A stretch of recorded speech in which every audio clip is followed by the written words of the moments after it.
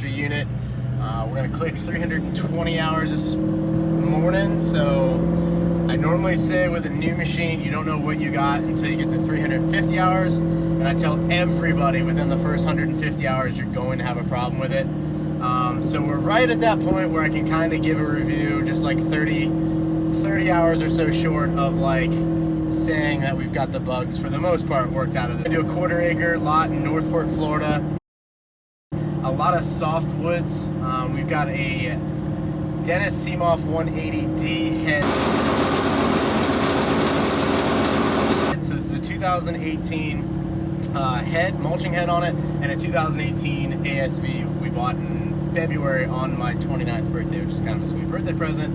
And so we're gonna see how it goes. The tree right here, this guy keeps us in business. This is a Brazilian pepper tree brought over in the 1800s. If you snap it, it's got this little peppery smell to it. So Brazilian pepper tree, they block out all the light. This is not too bad actually. But when you look into a lot, biggest issues, biggest factors with something like this are engine blocks, old tractors, cars, pieces of metal, rebars, terrible pain in the butt. I think the other thing is a little bit of Murphy's Law. We added a $3,500 winch on our one. The winch package for this guy was like north of $7,000, so we put it on the truck instead, which we don't have today. This is Northport, we don't need it. But since buying that winch, we haven't needed it. So it's like an insurance policy. So I think that might be why we're not getting stuck as well. This is a superstition of mine, mulching superstition. One, never ask how the job is going until the job is done, just because there's too many factors that could go. The other thing that I do is that I always let the machine warm up to 100 degrees on the hydro temperature and 170 on the engine.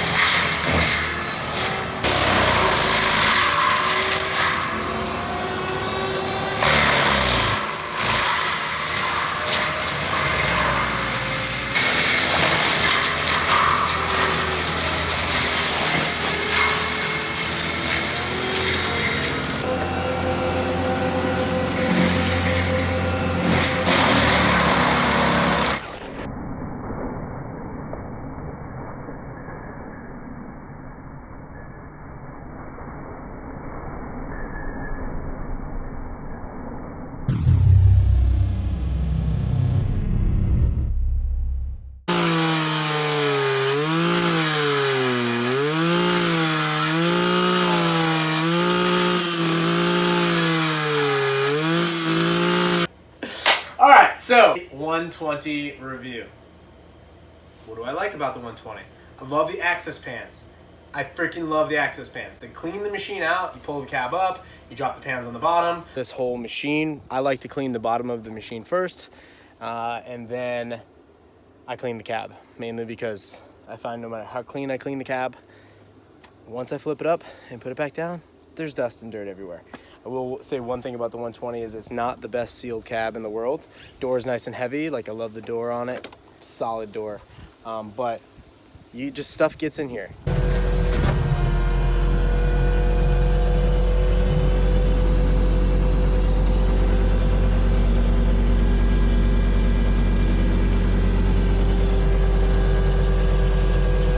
Like I hit a bee's nest on Sunday. Somehow one bee found its way into the cab.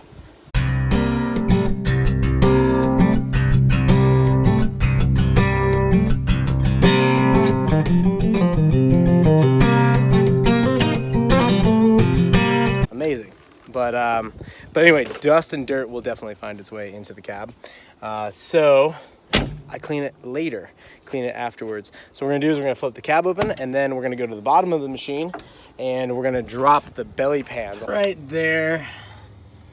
there are bolts. It's difficult to see because they're like inlaid, like those little washers right there surround them.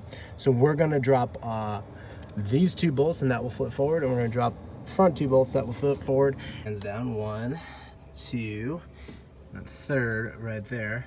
I'm gonna try to get a close up for you. You can kind of see.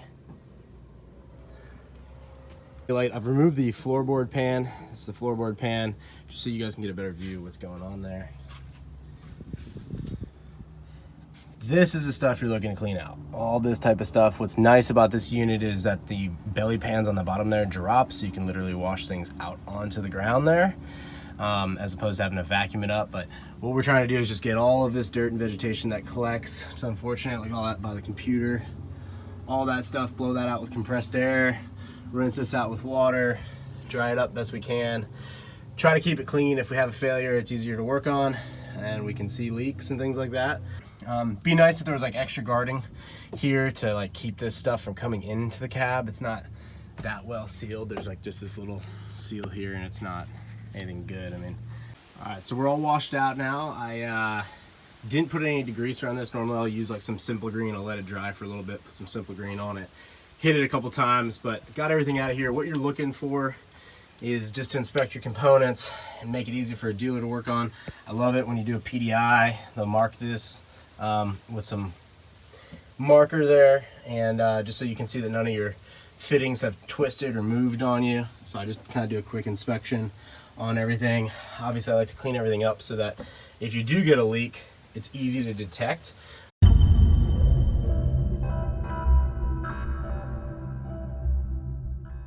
Skid steers don't go more than 2,500 hours mulching whatsoever. Most people, most dealerships will get rid of them at 1,500 hours if they're in the rental fleet. Private owners can get 2.5. There's always that one guy that's got a 5,000 hour machine that's still making money.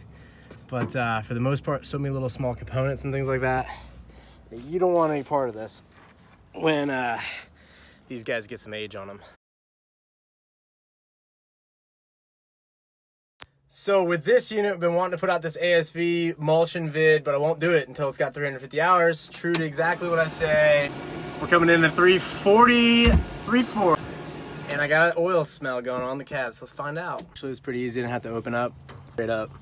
Just straight up steady pouring under there. So without even pulling the cab, we kind of already know. That's solid. Solid. I mean, it's just coming out.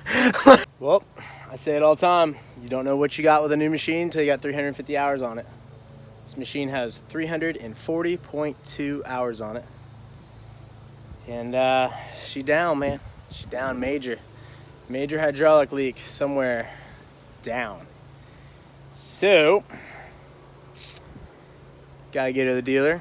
Gotta cancel next week's work. Thank goodness we're under warranty. But I'll tell you one thing about an ASV. There's no way in hell I will own an ASV and not be fully covered under warranty and have a secondary machine. And I'm not saying that to shit on ASV. I'm just saying at this point, it's a beast. You can't beat the track design, can't beat the power output, but it's got issues. And it's got issues that take a long time to get worked out because it doesn't have a dealer network that's got it figured out. So these are new machines in our area. They've been around, but they kind of hit back on the market. So when we bring this in with whatever issues going on, we'll be one of the first, second, third cases. Sometimes there's a couple guys in my area that have them that are doing more hours per week than I am. So I'm coming in a little bit behind them, and I'm hearing from the techs like, yep, this guy had the same issue 200 hours ago. And I'm like, all right, cool. So they already know it. But my experience is typically it's at the dealer for about a week and a half, sometimes 2 weeks, just because the diagnosing of what's going on, they just don't know, or the parts availability. I got this machine, it's in the woods, and it won't get back on the trailer because it's freaking broken. So what I love about the machine is the access panels. I love the fact that the grease points are very similar to the Cat, where they're all forward facing, so they're easy to grease. And when it runs, I freaking love those tracks because they have yet to get stuck. And that head weighs like 3,000 pounds. So we're going through the swamp all day long. I've been some nasty, soupy stuff. I love the tracks on it. I love how easy it is to clean out on it. I love the fact that the coolant on the machine stays cold. Like that thing does not get above 155 degrees on the hydraulic coolant or hydraulic oil. Engine does like 180. but like hopefully a real quick little job. And when we're done, we'll have a couple pine trees, a couple oak trees left over, and maybe he'll grass it or something like that later. So let's take a look at it.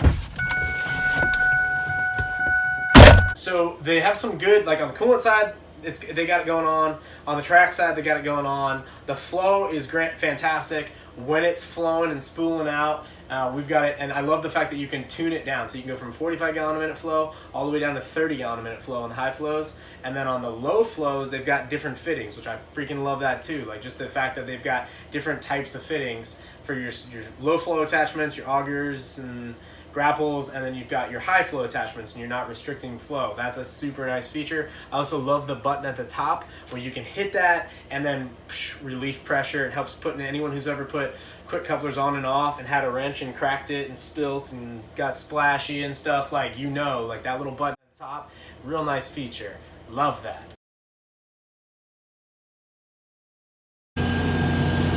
All right, so we're back in the machine. Big thanks to Evan. Major thanks to Evan for getting us back out here in the woods.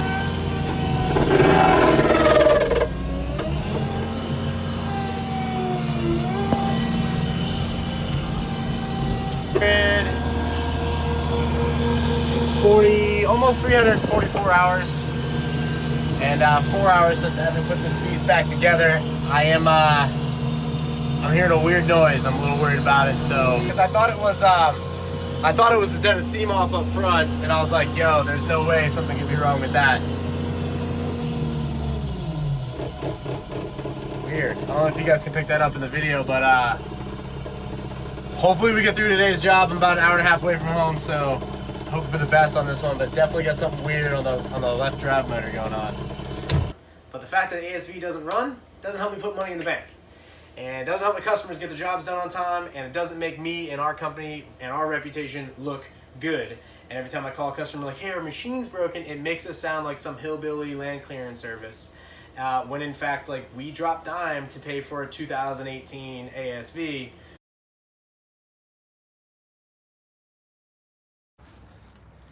I've got the hood here popped up. This is the hydraulic fill on this particular machine. I don't have any lights going off.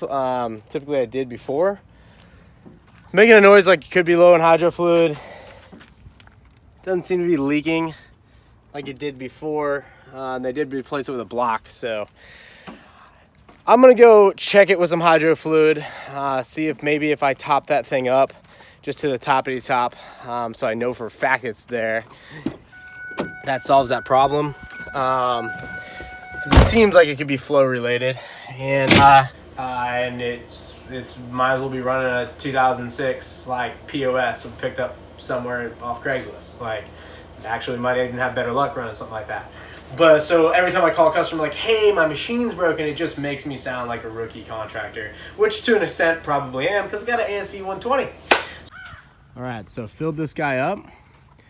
Topped up that hydro oil. Did take quite a bit. Took like 2 gallons, so I'm hoping that's the problem. Odd the light didn't come on, but hopefully it was just low in hydraulic fluid from that part change. Once the machine got running, it circulated around, and you know, hopefully that takes care of that issue. So we are gonna find out. So I don't think in 2018 getting the ASV 120 is worth the money whatsoever. I won't advise anyone to get it. Would I buy one used? Would you see one on my Instagram page in a few years from now? Hell yeah, man. If I pick one of these things up for like 45 grand all day, it's a great machine. If I was pushing dirt with it, doing grapple work with it, tree service types, I mean, it's a little big just to be riding around, toning it around. But like if I was a site service contractor, I think this thing's gonna run forever, because it's got like, the hydraulic temperature never gets above 150. It's got great coolers on it. It's got good accessibility to clean the machine out. But as far as will this machine freaking ride? No, because every time a light comes on, it says low hydraulic coolant, you top the coolant off, and the light's still on there, you're like, damn it, you go to hit high flow, it won't go in high flow, you can't finish your job, you gotta drive all the way back to the job site when the machine's been fixed, and you gotta tell your customer, hey bro, I'll be back at some point to finish your job, and it just makes you look super broke.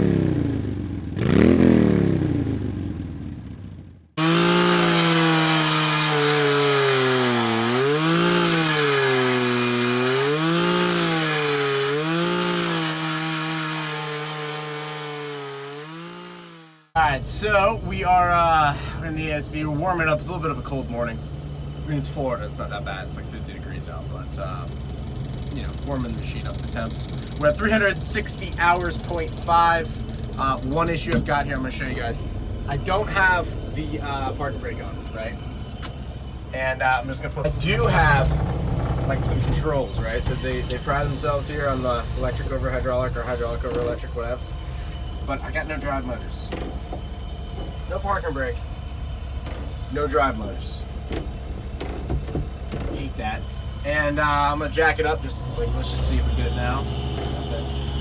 So what I'm gonna do, what I found works for me, is just to do a restart and then kick it all back together. Actually, sorry, I did that restart wrong. I need to take the lap belt off.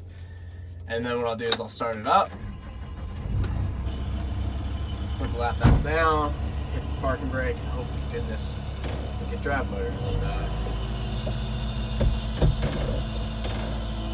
don't have them. Not good. All right. ASV for the win. Nice. I love this machine. This is my favorite machine. This is so much fun. So much fun. Oh no. Does it have potential? Yes. Does ASV have potential as a company to dominate the forestry segment? Absolutely. But the machine, like all machines, needs a little bit more power than it's got, and it needs to be reliable. Like if they had this machine reliable, they'd have something. If they could slam a lot more horsepower, a lot more flow, a lot more PSI into this unit they've got now, so they had something that wasn't even the Cummins 120, they had something even bigger than that, and they could get into like that 160, 170 territory with a real small frame. You know, it's a large frame CTL, but a small platform like this, now they're getting into a super niche. But as it is at the moment, and this is like November 2018, this machine does not run. And this machine does not make you look good in front of your customers because it does not freaking run. So here's the deal. Machine went down. We're going to leave it on this job site, call for a service truck, having some sort of issue with the electric over hydraulic joystick. Machine won't move. Head will run, no oil leaks to be seen. Loader arms will move, but the machine physically won't move forward. It would for a second, and then it stopped working again. So try to restart it, try to put it back in. Lap bar up, down, this, that, won't work. So called the dealer. They're like, yeah, we'll send you another service truck. These things happen with machines. Sometimes it's the model sucks. Sometimes it's just that serial number's got an issue. It's a lemon, right? So I've yet to run 21 hours straight was our record right now of running without problems. So we can't get through a work week without this thing going down for 4 or 5 days. Dealer support's been awesome, but nothing else really to report on this thing. 362 hours and it just issue after issue. So 1 problem, 2 problems. If it was 5 problems within 350 hours, I'd be like, hey, you know what? New things like this that are hand built in smaller quantities, this happens. But when it's just always something else and we're just going through the machine like it was a 10-year-old machine. I talked to my salesman just on the phone. I was like, bro, this, like, what do you want to do here? And he's like, all right, this is getting ridiculous. It can't be, it's got to be expensive for them on the warranty, and you can't run a business like this. I'm like, thank you. So he's going to submit for a buyback on this machine. We're going to see if ASV will do a buyback. They may or may not. Doesn't mean that the 120 is total shit. It just means that our 120, our serial number, is definitely total shit. It's junk. And so my suggestion to any guy doing mulching, doing Bobcat services, tree services, etc., look at Bobcat, look at Cat, look at Takahauchi, and then look at the other players like your Kubotas and your Deeres, you know, all those other brands out there, whoever your local dealer is. It always comes down to dealer support. So if you got a good dealer and they're going to take care of you, that's awesome. If you got a good product, that's kind of secondary to a good dealer. And in our case, we have an okay dealer and we've got a crap product. So you don't really want to sell it to another guy because you think it could potentially be a lemon, but you don't want to run it without a warranty, and you don't want to not have a machine that you believe in, trust in, and can go do a job with. So do you buy another machine and then just keep extended warranty on this machine and keep it as a backup, or like what do you do? In this case, it becomes like a dealer, a manufacturer, and a business owner. It becomes like how that works between the 3 parties. You know, every deal is unique. I've seen this done with Bobcat. I had a friend back in the day had a 770, just kept having issues within his 150 hour area, and eventually they just were like, dude, come and grab another one. They took that 770, they put it in the rental fleet, and they had a warranty on it, and they just kept billing the manufacturer until they got the bugs out of it. And then we're spending a lot of time and money chasing bugs, and we spent the money up front to not have to chase bugs. We want to chase customers and land clearing jobs. We don't want to be chasing like mechanical issues. So